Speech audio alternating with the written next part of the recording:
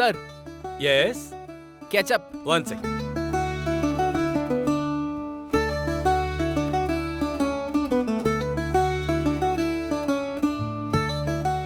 ಸಾರಿ, ಖಾಲಿಯಾಗಿದ್ ನೋಡಿರ್ಲಿಲ್ಲ. Okay sir. Okay.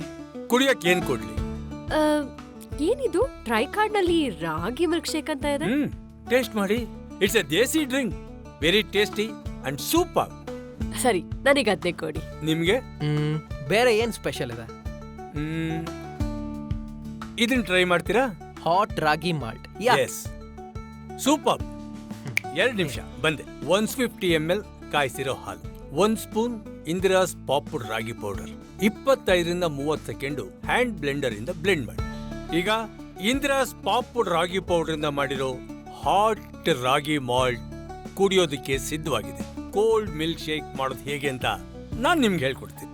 225 ml cold milk ನ ಮಿಕ್ಸಿ ಜಾರ್ಗೆ ಹಾಕೊಳ್ಳೋಣ. ಇಂದಿರಾಸ್ ಪಾಪ್ಡ್ ರಾಗಿ ಪೌಡರ್ 1, 2, 3. ಇದಕ್ಕೆ 1/2 ಸ್ಪೂನ್ ಶುಗರ್. ರುಚಿ ಹೆಚ್ಚಬೇಕು ಅಂದ್ರೆ 1 ಸ್ಕೂಪ್ ವೆನಿಲಾ ಐಸ್ ಕ್ರೀಮ್. ನೀಟಾಗಿ ಮಿಕ್ಸ್ ಆಗಿರುತ್ತೆ. ಇಂದಿರಾಸ್ ಪಾಪ್ಡ್ ರಾಗಿ ಪೌಡರ್ ಇಂದ ಮಾಡಿರೋ yummy and nourishing cold milk shake ready. ಅಬ್ಬಾ, ಇಂದಿರಾಸ್ ಪಾಪ್ಡ್ ರಾಗಿ ಪೌಡರ್ ಇಂದ ಶೆಫ್ಗಳಿಗೆ ತುಂಬಾನೇ ಅನುಕೂಲ ಆಗಿದೆ. With in 2 minutes cold milk shake ready, hot ragi malt ready.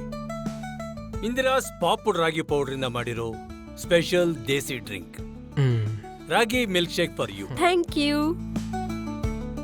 Straw. Hot ragi malt. Thank you.